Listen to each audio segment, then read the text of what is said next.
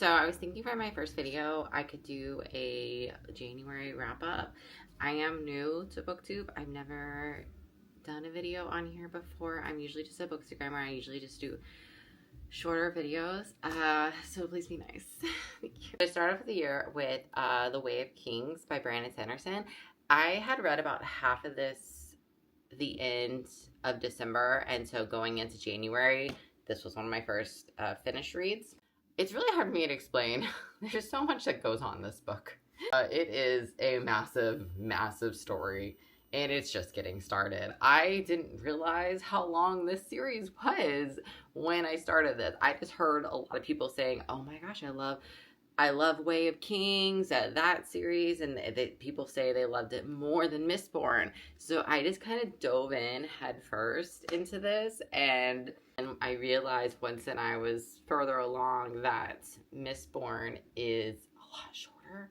So I'm going to go and read Mistborn, and then I'm going to come back to this, but this was really good. I was having like goosebumps at the end.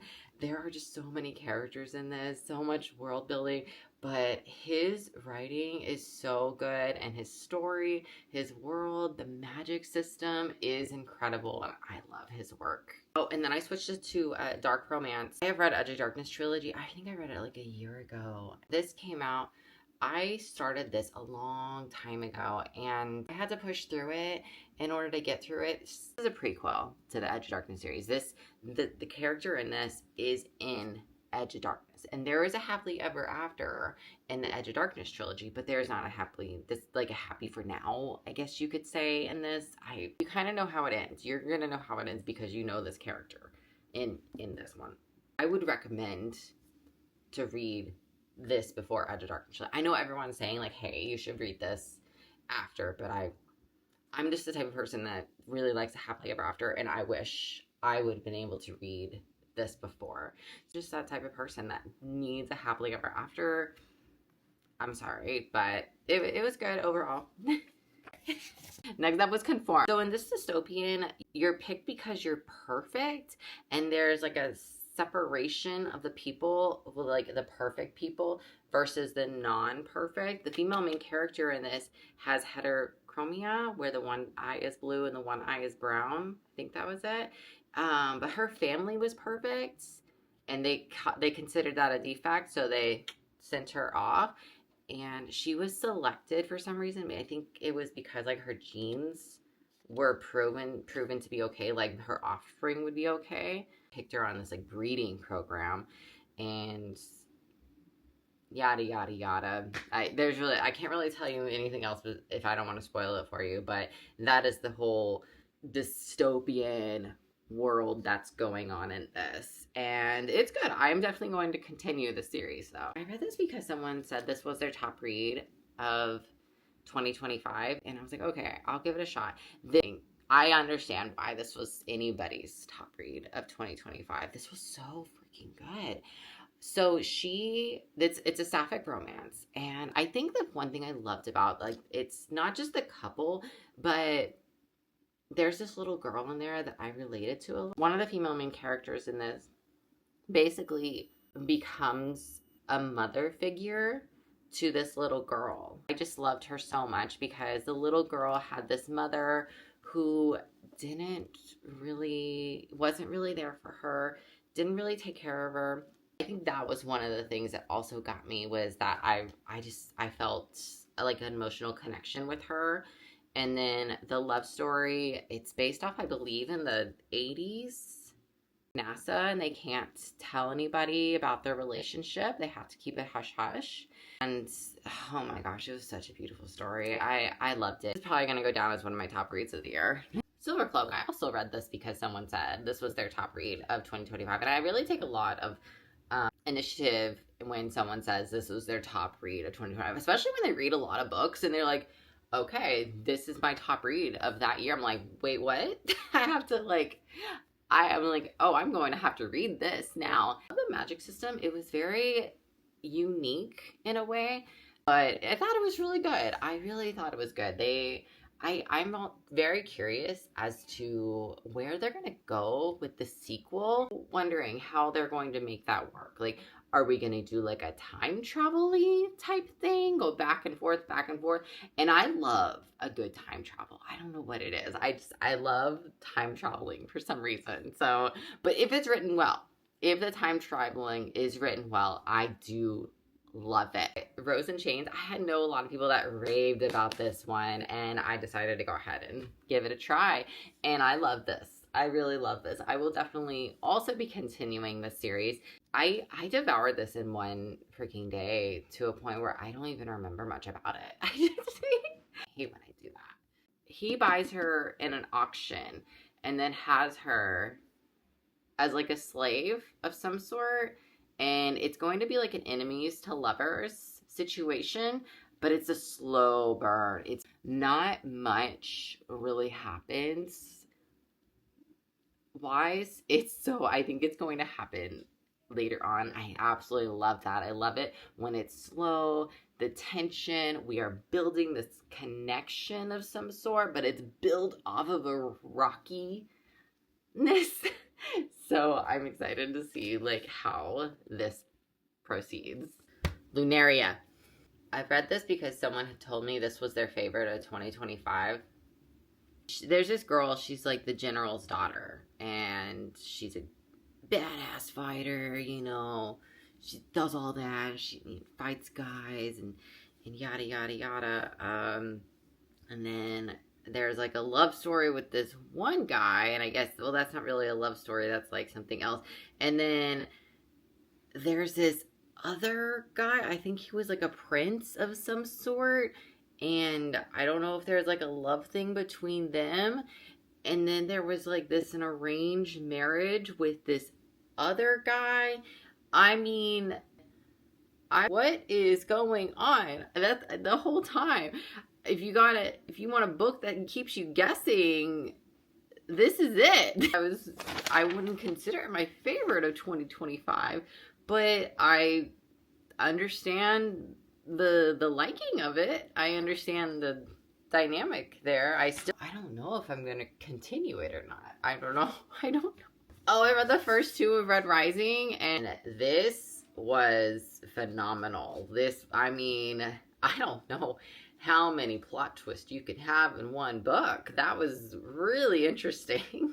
Emotional damage on some of the parts. Having to pull the feet, the feet part. What?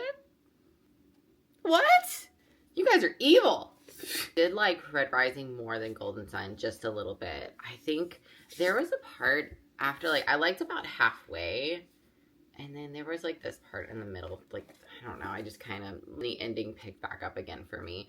So I both were great though. Lots of plot twists. Dungeon Crawler Carl. This was everything. This was amazing. I love this. I actually did this on audio because everyone kept telling me like, hey, you need to do audio. And they are so right. The audio, the guy, the voices, and this sounds amazing. And it was such a good time. It was fantastic. This is going to be my new like comfort series to go back to. Like, I heard though, it does get emotional later on. But as of right now, it's just a good time, and I love it. And the audio for it is fantastic. So whenever I just need like a good pick-me-up, I'm definitely going to go back to this. In this series, there's this guy, and he has his ex-girlfriend's cat with him. The cat runs outside for something, and then there's like this alien apocalypse invasion takeover, and so all the buildings just collapse. So anyone that was inside a building is gone. And it's him, the cat, and obviously anyone who is outside, but they are entered into this game of some sort. And then he has to, I don't know, and then all of a sudden the cat is Princess Donut. So the cat basically starts talking. Okay, I don't remember exactly how that happens, but the cat started talking. And when the cat starts talking, that is the best thing I have ever seen.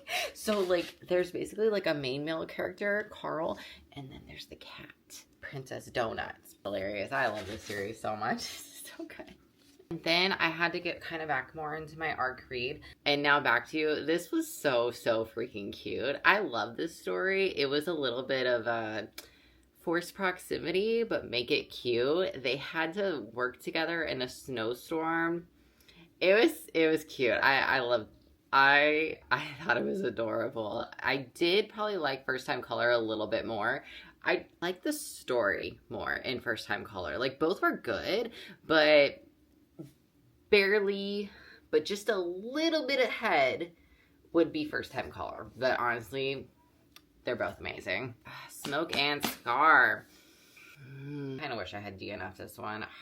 Gosh, I had to push through it hard. I see a lot of people saying they love this book too, and they're like, oh, she's the shadow mommy, he's the human.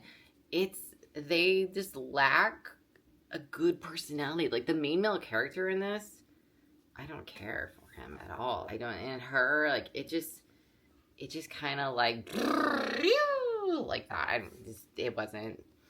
It didn't hit it for me. I'm sorry. So I read Fruit of the Flesh, and I'm still questioning some things. She's this rich ballerina chick, like, her family has money. He is this poor sculptor, and they have, like, a marriage of convenience in a way. Like, she has to get married, and she chooses to marry him, and you don't really know why, and then I don't know, it's kind of explained as time goes, and there's kind of like this mystery about it the entire time, and you're questioning a lot of things the entire time, and it will keep you guessing. That ending, I had to reread it a few times. I'm not sure. I thought I was reading it wrong, but I didn't. So that was not where I thought it was gonna go. Then we switched it up. We went back to, like, a romantasy YA Dragon Cursed. It does have a love story, but it's very much not as important. So if you are Dragon Cursed, you turn into this dragon, and they put you, like, through this testing of some sort. It's not like Deadly Trials, but it's just like a test to see, like, if you are Dragon Cursed. And there's, like, this whole, you know, it's like an academy in a way. The whole time, like, you're, like, wondering if this girl is Dragon Cursed, and I loved where it went with that ending. And so I'm definitely excited to see where this goes. Jeweler to the Blessed, I got an ALC of this, and the audio for it was really, really good. Her uncle goes missing, and she has to work for the prince.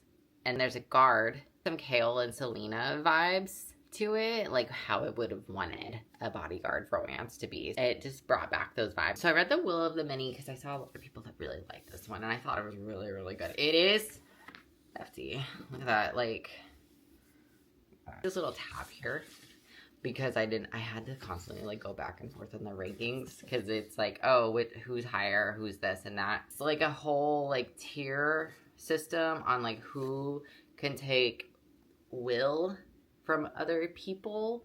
So if you are, like, the top person, you know, you can obviously, like, take from any of them, and if you're the bottom, people just take from you. But, like, Roman empires, dystopian, magic school system vibes. Definitely be reading the next one on this. This is good. So I read The Lies of Lena. I didn't expect it to get that dark. Okay, so I read the trigger warnings. I would definitely suggest read your freaking trigger warnings with this, because I was shocked. It got dark. It got real dark, real fast. And I think what's going to happen with it is there's going to be character growth with it. Maybe, you know, like the trauma, character growth, and there is a little bit of lovers to enemies situation, and it looks like it's gonna kind of go like that. So I am really, really excited to read. I've heard people say the second one to this is their, like, all-time favorite. I'm gonna have to read that. I think that's everything. Thank you for watching. I am learning as I go, and hopefully if there's any mess ups in this, I will make progress.